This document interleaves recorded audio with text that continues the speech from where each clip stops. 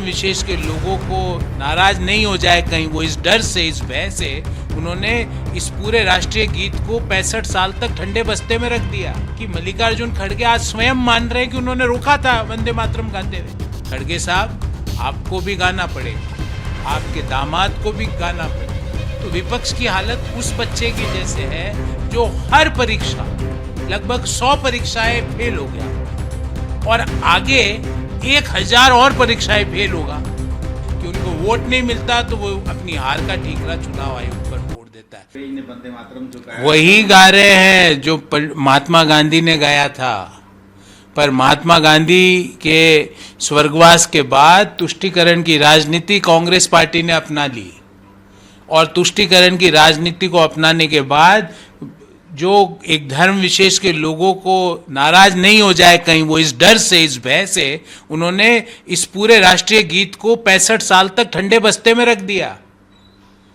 क्यों रखा गया? जब बंकिम चंद्र चट्टोपाध्याय जी का इतना देश प्रेम से ओतप्रोत करने वाला राष्ट्रीय गीत है तो उसका तिरस्कार कांग्रेस ने क्यों किया? सवाल यह है। दूसरा सवाल यह है कि मल्लिकार्जुन खड़गे आज स्वयं मान रहे हैं कि उन्होंने रोका था वंदे मातरम गाते हुए। 2-3 दिन तक तो बोल रहे थे हमने रोका ही नहीं। उनका एक जो कौन सा सफेद बाल वाला व्यक्ति है या उसका जो बॉस है सफेद बाल वाले का, तो उन्होंने बाहर आके बोला कि हमने रोका ही नहीं, वो तो कुर्सी मांग रहे थे। अब खड़गे साहब कह रहे मैंने रोक दिया था 2 अंतरे के बाद। तो कौन सही है? खड़गे साहब सही है कि सफेद बाल वाले का बॉस सही है? देश ये जानना चाहता है। और क्यों रोका? और ध्यान रहे, वंदे मातरम का पूरा राष्ट्रीय गीत देश में हर राष्ट्रीय पर्व के पहले गाया जाएगा। हर इंपॉर्टेंट सरकारी आयोजनों के पहले और बाद में इसको गाया जाएगा, क्योंकि ये देश की एकता और अखंडता को मजबूत करता है। ये देश प्रेम की भावना को प्रत्येक देशवासी के मन में जागृत किए हुए रखता है। और जिन लोगों को तकलीफ है उनके लिए ही वो कानून आया है कि जो तुष्टीकरण की राजनीति के कारण खड़गे साहब को लग रहा है कि उनका दामाद कहीं चुनाव ना हार जाए, कि कहीं उनके एक धर्म विशेष के वोट खिसक गए तो दामाद चुनाव हार जाएगा, तो वंदे मातरम नहीं गाएंगे।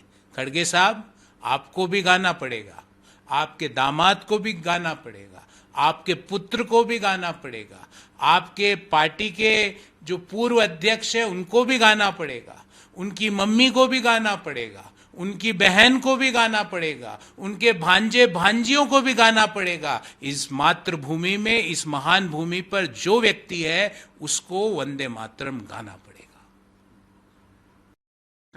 देश की चुनाव प्रणाली को लेकर जहां एक और विपक्ष लगातार सवाल उठाता, ज्ञानेश कुमार को लेकर सवाल उठाता, वही अमेरिका। देखिए, विपक्ष चुनाव प्रणाली नहीं, वो भारत के संविधान को कमजोर करने की साजिश करता है। आप चुनाव प्रणाली पे सवाल उठा के किसको कमजोर करते हो? बाबा साहब अंबेडकर के लिखे गए संविधान को कमजोर करते हो, संवैधानिक संस्थाओं को कमजोर करने का काम करते हो। समस्या यह है कि विपक्ष हर चुनाव हार जाता है, तो अब हारने के बाद जो बच्चा हर परीक्षा फेल होता है वो क्या कहेगा? वो कहेगा साहब टीचर ही गलत है, इवैल्यूएशन ही गलत होता है, वो यही कहेगा। तो विपक्ष की हालत उस बच्चे की जैसे है जो हर परीक्षा, लगभग 100 परीक्षाएं फेल हो गया और आगे 1000 और परीक्षाएं फेल होगा। क्यों होगा? क्योंकि बच्चा ही कमजोर है, इसलिए फेल होगा। तो विपक्ष जानबूझ के संवैधानिक संस्थाओं को कमजोर करने की षड्यंत्र रचता है, भारत के संविधान को कमजोर करने का षड्यंत्र रचता है। इसलिए संवैधानिक संस्थाओं के कार्य पर, उनके फंक्शंस पर सवाल उठाता है। भारत की निर्वाचन प्रक्रिया दुनिया भर के लोकतंत्र में एक मिसाल है। दुनिया भर के लोकतांत्रिक देश भारतीय निर्वाचन प्रक्रिया को एक केस स्टडी के रूप में प्रयोग करते हैं, पर विपक्ष की समस्या यह है कि उनको वोट नहीं मिलता तो वो अपनी हार का ठीकरा चुनाव आयोग पर फोड़ देता है। पर इससे चुनाव आयोग के हेल्थ पर कोई फर्क नहीं पड़ता, क्योंकि चुनाव आयोग को ताकत भारत का महान संविधान देता है।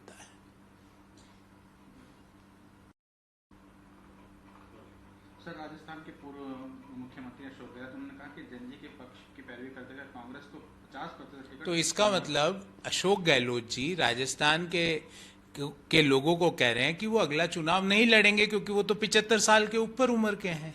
उनका बेटा भी चुनाव नहीं लड़ेगा क्योंकि वो जेन एक्स है। सचिन पायलट भी चुनाव नहीं लड़ेंगे क्योंकि वो भी जेन एक्स है। डोटासरा जी और जूली जी भी चुनाव नहीं लड़ेंगे क्योंकि वो बेबी बूमर्स हैं। राहुल गांधी, प्रियंका गांधी और सोनिया गांधी भी चुनाव नहीं लड़ेगी क्योंकि वह भी जेन जी या मिलेनियल्स नहीं है।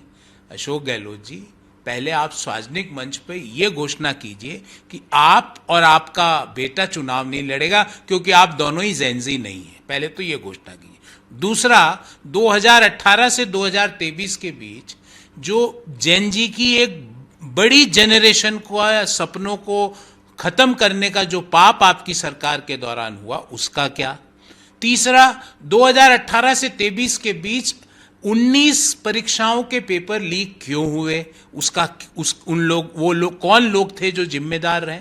चौथी बात कि राजस्थान पब्लिक सर्विस कमीशन जिसके मेंबर आज जेलों में बंद हैं, उनको वो किनके कहने पर तो बनाए गए और उन्होंने आरपीएससी की परीक्षाओं में धांधली करके जैन जी के सपनों को क्यों खत्म किया? पहले इन सवालों का जवाब दीजिए और राहुल गांधी जी से वक्तव्य दिलाइए कि वह और उनकी बहन और उनकी माताजी तीनों चुनाव नहीं लड़ेगी क्योंकि वो तीनों ही जैन जी।